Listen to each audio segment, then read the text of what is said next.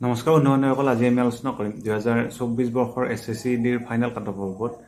যদি আজি আপুনি আমাৰ চেনেললৈ প্ৰথমবাৰ ভিজিট কৰিছিলে তেতিয়াহ'লে ভিডিঅ'টো এটা লাইক কৰি চেনেলটো ছাবস্ক্ৰাইব কৰি ৰাখিবা। আজি আমি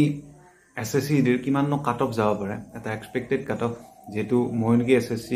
বহুত বছৰৰ পৰা লাগিয়ে আছোঁ, পৰা নাই বাৰু, সেইটো বেলেগ কথা। মানে কি কিছুমানে কমেণ্ট দি আছে যে দাদা SSCDৰ কাট অফ কিমান যাব পাৰে ফাইনেল কাট অফ, সেইবাবে ভিডিঅ'টো লৈ আহিলোঁ। ঠিক আছে, আজি আমি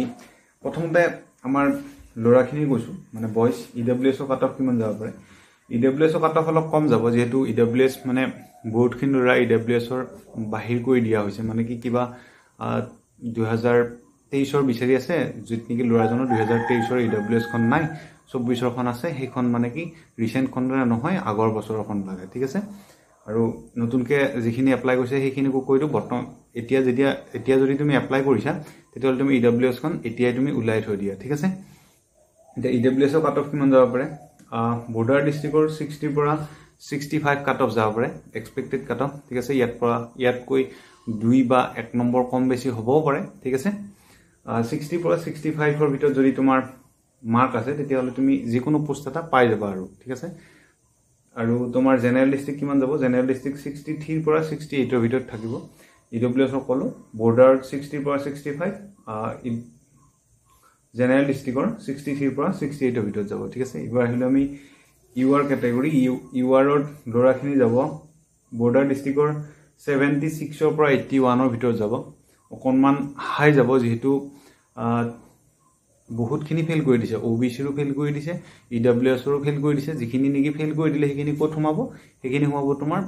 UR কেটেগৰীত। সেইবাবে মানে UR অলপ কাট অফটো হাই যাব।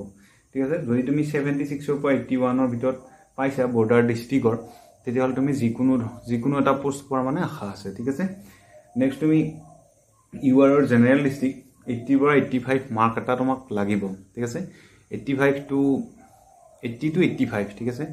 অলপ হয়তো বেছিও যাব পাৰে, কমো যাব পাৰে বাৰু, কিন্তু মানে কি ধৰ যদি তুমি চোৱা, যিহেতু যিখিনি ধৰ সৰু ল'ৰা আছিলে, ঠিক আছে, সৰু ল'ৰা আছিলে, EWS কেণ্ডিডেট তেখেতে ফিল কৰিছিলে। EWS ফিল কৰাৰ পিছত তেখেতৰ যেনে EWSখন মানে নাখাটিলে। ঠিক আছে, নখটাৰ বাবে তেখেতক ক'ত পঠাই দিব, EWSৰ পৰা URত পঠাই দিব। ঠিক আছে, OBCও ঠিক তেনেকুৱা, যেনিবা কম বয়সৰ ল'ৰা এজন আছিলে, যেনিবা 21 বছৰৰ ল'ৰা এজন আছিলে, তেখেতৰ OBC চাৰ্টিফিকেটৰ কিবা প্ৰব্লেম হ'ল, NCL নিব পাৰিলে, তেখেতক URত পঠাই দিলে। ঠিক আছে, সেইবাবে UR কাট অফটো অলপ বেছি হাই যায়। বৰ্ডাৰ ডিষ্ট্ৰিক্টৰ 76ৰ পৰা 81 ক'লোঁ, আৰু URৰ জেনেৰেল ডিষ্ট্ৰিক্ট 80 পৰা 85 পালে তুমি কিবা নহয় কিবা এটা পোষ্ট পাবা। ঠিক আছে, OBCৰ বৰ্ডাৰ ডিষ্ট্ৰিক্ট 77ৰ পৰা 82ৰ ভিতৰত থাকিব, আৰু তোমাৰ OBCৰ জেনেৰেল ডিষ্ট্ৰিক্ট 78ৰ পৰা 83 যাব। ঠিক আছে, SCৰ বৰ্ডাৰ ডিষ্ট্ৰিক্ট 73 পৰা 78 যাব, আৰু তোমাৰ SCৰ জেনেৰেল ডিষ্ট্ৰিক্ট 74ৰ পৰা 80 ভিতৰত থাকিব, আৰু তোমাৰ STৰ বৰ্ডাৰ ডিষ্ট্ৰিক্ট 75ৰ পৰা 80ৰ ভিতৰত থাকিব, আৰু জেনেৰেল ডিষ্ট্ৰিক্ট 76ৰ পৰা 81ৰ ভিতৰত থাকিব। ঠিক আছে, এইটো মই মানে ক'তো চাই কিনে কোৱা নাই। ঠিক আছে, মই নিজে ভাবিছোঁ, আৰু যিহেতু মই প্ৰত্যেকবাৰ দিয়ে আছোঁ SSCD কাট অফৰ কথা,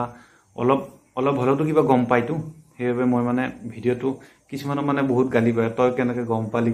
ক'ত গম পালি, ইমান কাট অফ যাব কেনেকৈ গম পালি। ঠিক আছে, যদি তেখেতে কম নম্বৰ পায়, তেখেতক লাগে মানে কম কাট অফ যাব বুলি ক'লে তেখেতে ভাল পাব, কিন্তু কথাটো তেনেকুৱা নহয় না। যিটো কাট অফ যাব সেইটো কাট অফ যাবই। মানে কি এতিয়া মেইন কথাটো হ'ল আমাৰ এইখিনি কাট অফতকৈ মানে কি যদি তুমি অলপমানো বেছি পাইছা তেতিয়াহ'লে তোমাৰ যিকোনো নহয় কিবা এটা পোষ্ট অহাৰ চান্স আছে, আৰু যদি তুমি ইয়াতকৈ কম পাইছা তেতিয়াহ'লে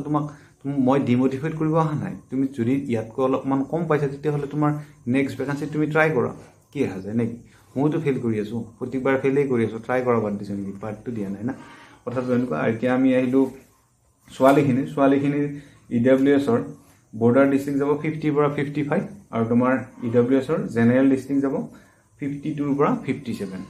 আৰু UR কেটেগৰী বৰ্ডাৰ ডিষ্ট্ৰিক্ট 70 পৰা 75 যাব, আৰু জেনেৰেল ডিষ্ট্ৰিক্ট 71ৰ পৰা 76ৰ ভিতৰত থাকিব। OBCৰ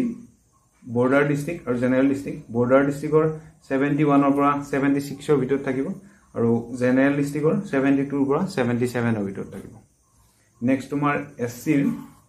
বৰ্ডাৰ ডিষ্ট্ৰিক্ট 65ৰ পৰা 70ৰ ভিতৰত থাকিব, আৰু জেনেৰেল ডিষ্ট্ৰিক্ট 67ৰ পৰা 72ৰ ভিতৰত থাকিব। আৰু STৰ বৰ্ডাৰ ডিস্ট্ৰিক্ট 68 ৰ পৰা 73 ভিতৰত থাকিব আৰু জেনেৰেল ডিস্ট্ৰিক্ট 65 ৰ পৰা 70 ভিতৰত থাকিব ঠিক আছে এইখিনি আছিল আমাৰ আজিৰ ভিডিঅ'টোৰ মূল অংশ মানে কি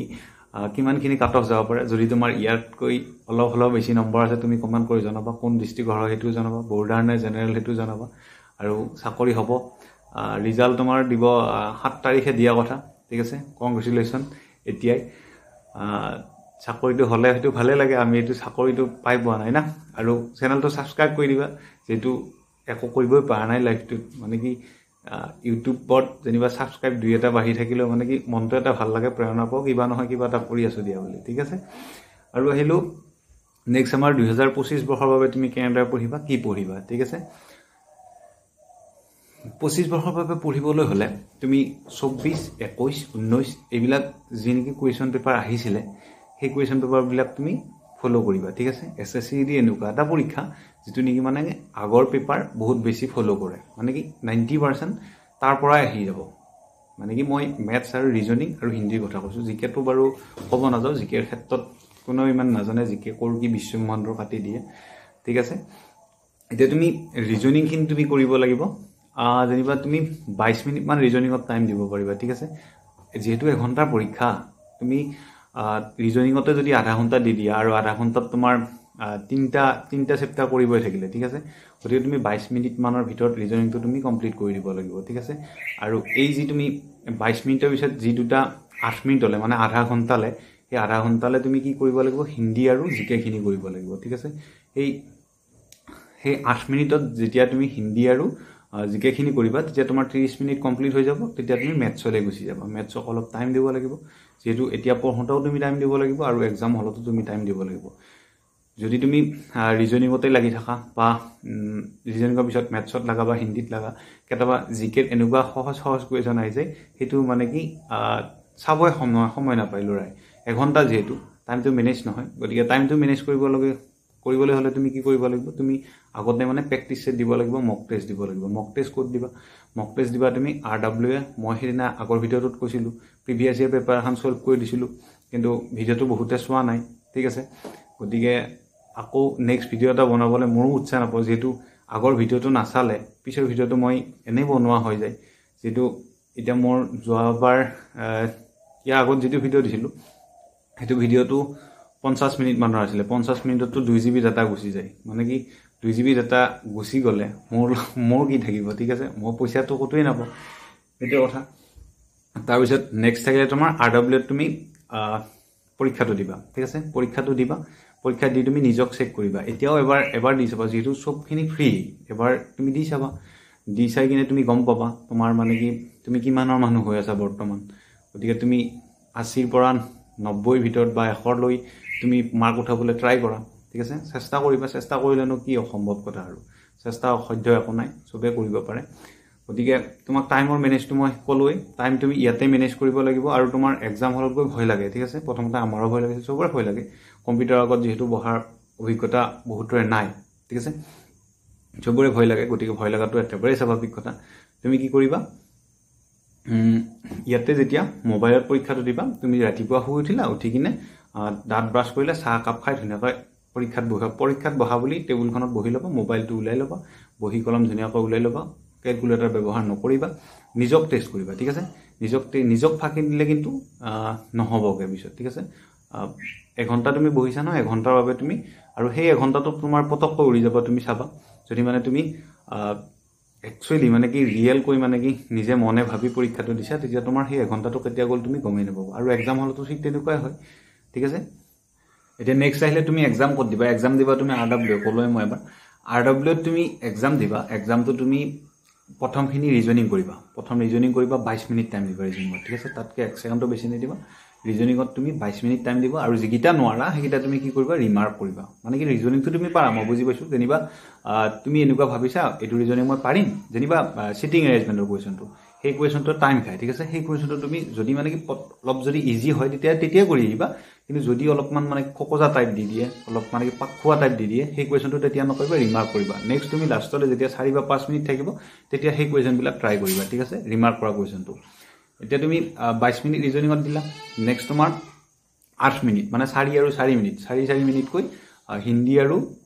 জিকেখিনি তুমি কমপ্লিট কৰিব লাগিব ঠিক আছে জিকেত তুমি 4 মিনিটটো নিদিয়াই ভাল ঠিক আছে জিকেটো তুমি ইমান বেছি পঢ়ি নাথাকিবা আৰু জিকিটা তুমি পাৰিলে নোৱাৰাকেইটা এনে তুমি টুক্কা মাৰি নাহিবা ঠিক আছে হিন্দীখিনি কিন্তু বিস্তা কৰিবা মুখস্থ কৰিবা ঠিক আছে RW বুক কিখন কিবা মই বুক কিখন দেখুৱাই আছো বাৰু ইবাৰি কৈ আছিলে কমেন্ট দি কিতাপ এখনৰ মানে মোক পিকচাৰ দিয়াজন কিবা কিবি আজি মই লিংকটো দি দিম বাৰু ডেসক্ৰিপচনত লিংকটো দি দিম আৰু মই যে কৈছিলো আমাৰ প্ৰিভিয়াস ইয়াৰ কোৱেশ্চন পাবা বুলি প্ৰিভিয়াস ইয়াৰ কোৱেশ্চন ক'ত পাবা তুমি ষ্টাডি উইথ কমল এই চেনেলটোৰ নামতে তুমি টেলিগ্ৰাম আছে টেলিগ্ৰামত যাবা গৈ কিনে তুমি ফ্ৰীকে পাই যাবা তাতে ঠিক আছে কোৱেশ্চন পেপাৰ আগতেনো কেনেকুৱা ধৰণৰ কোৱেশ্চন হৈছিলে তাত পাই যাবা ঠিক আছে আৰু নেক্সট থাকে তোমাৰ পঢ়িবা কৰপৰা ঠিক আছে আমাৰ এটা এনে বেটছ এটা লঞ্চ হ'ব ঠিক আছে বেটছটো আমি অহাকালিৰ পৰা ষ্টাৰ্ট কৰিম আৰু যদি তুমি ইন্টাৰেষ্টেড হয় তেতিয়াহ'লে মানে মোক কল কৰিবা নম্বৰটো মই ডেসক্ৰিপচনত দি দিম 60084885 এই নম্বৰটো 249 পে কৰি তুমি এড হ'ব লাগিব তাত তোমাৰ ম্যাথছ কেনেকুৱা ধৰণৰ কোৱেশ্চন আহে কি ধৰণৰ কোৱেশ্চন আহে শৰ্ট ট্ৰিক কেনেদৰে কৰিলে বস্তুটো সহজকৈ ওলাই আহিব ৰিজনিঙৰ শৰ্ট ট্ৰিক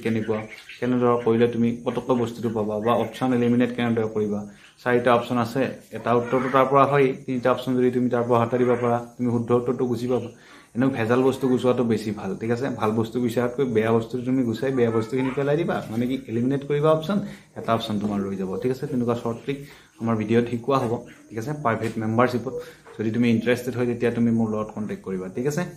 আৰু কৈছিলো মই কিতাপখিনি তোমাক দেখুৱাম বুলি কৈছো ন কিতাপ তোমাৰ মই কিখনে পঢ়িছিলো এই 4খন যদি তুমি দেখি আছা এখন আছিল ৰিজনিঙৰ কিতাপ SSCD RW book RW combo pack বুলি মাৰিলে 2025 মাৰিবা ফ্লিপকাৰ্টত তেতিয়া তুমি পাই যাবা ঠিক আছে নেক্সট তুমি এখন আছিল জিকে এখন জিকে আছিল জিকেখন মই ইমান বেছি পঢ়া নাই বাৰু ঠিক আছে ম্যাথছখন পঢ়িছিলো গোটেইখিনি মানে প্ৰেক্টিছত শেষ কৰি পঢ়িছিলো আৰু তোমাৰ হিন্দীখন মুখস্থ কৰিবা এখন হৈছে হিন্দী কিতাপ হিন্দীখন মুখস্থ কৰিবা বহুত ধুনীয়া কিতাপ হয় ঠিক আছে বহুত ধুনীয়া কমন পৰে আৰু তোমাৰ এখন আছিল তোমাৰ ম্যাথছখন ঠিক আছে এখন তুমি যদি শেষ কৰিব পাৰা এবাৰ তেতিয়াল তুমি মানে কি 16টা 17টা ম্যাথছ আৰামসে কৰিব পাৰিবা ঠিক আছে গতিকে এইখিনি আছিল ভিডিঅ'টো আজি যদি ভিডিঅ'টো চাই ভাল পালা ভিডিঅ'টো লাইক কৰিবা চেনেলটো সাবস্ক্ৰাইব